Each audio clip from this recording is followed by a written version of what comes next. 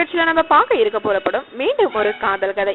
கதாநாயகன் water Philips Hindu சமயத்தை சேர்ந்தவர். சிறு வயதிலே பம்பாய் படத்தை பார்த்து அதுல வரும் இந்துவான அரவிந்த் சாமி முஸ்லிம் பெண்ணான மனிஷா கொய்ராலாவை திருமணம் செய்வது கொள்ளும்போது தானும் ஒரு முஸ்லிம் பெண்ணை திருமணம் செய்து கொள்ள வேண்டும் என்று கடவுளிடம் வேண்டிக் கொள்கிறார். வாலிபனான பிறகு ஒரு முஸ்லிம் வீட்டு திருமணத்துல கதாநாயகியான இஷா தல்வாரை சந்திக்கிறார். தான் நினைத்தது போல் அவர் இருப்பதை பார்த்த வால்டர் பிலிப்ஸ் பார்த்ததும் அவள் மீது காதல் வயப்படுகிறார். அவளிடம் பழகுவதற்காக முயற்சிகள் இறங்கி இறுதியில அவளிடம் பழகி தனது காதலை வெளிப்படுத்துகிறார் வால்டர். ஆனால் இஷா தல்வாரோ ஆச்சரியமான முஸ்லிம் குடும்பத்தை சேர்ந்தவர். இதனால் பிலிப்ஸோட காதலை ஏற்றுக்கொள்வோ மறுக்கவோ அனுமதி காத்திருக்கிறார். பிலிப்ஸும் அவருடைய பதிலுக்காக காத்திருக்கிறார்.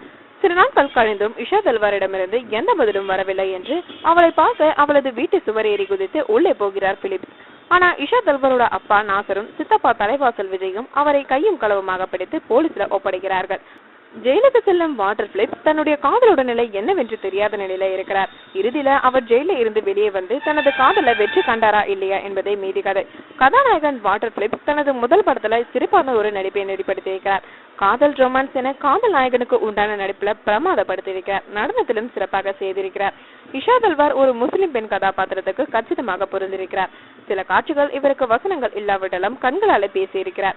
நாசர் தனது அனுபவ நடிப்பை அழகாக வெளிப்படுத்தி ரசிக்க செய்திருக்கிறார். அதே போல் நாசர் கூடவே வரும் தலைவாசல் விஜயும் தனது கதாபாத்திரத்தை சிறப்பாக செய்திருக்கிறார்.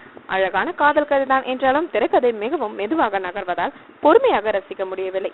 ஜிவி பிரகாஷ் இசையில பாடல்கள் எல்லாம் நன்றாக இருக்கு. மெலோடி பாடல்களை சிறப்பாக செய்திருக்கிறார்.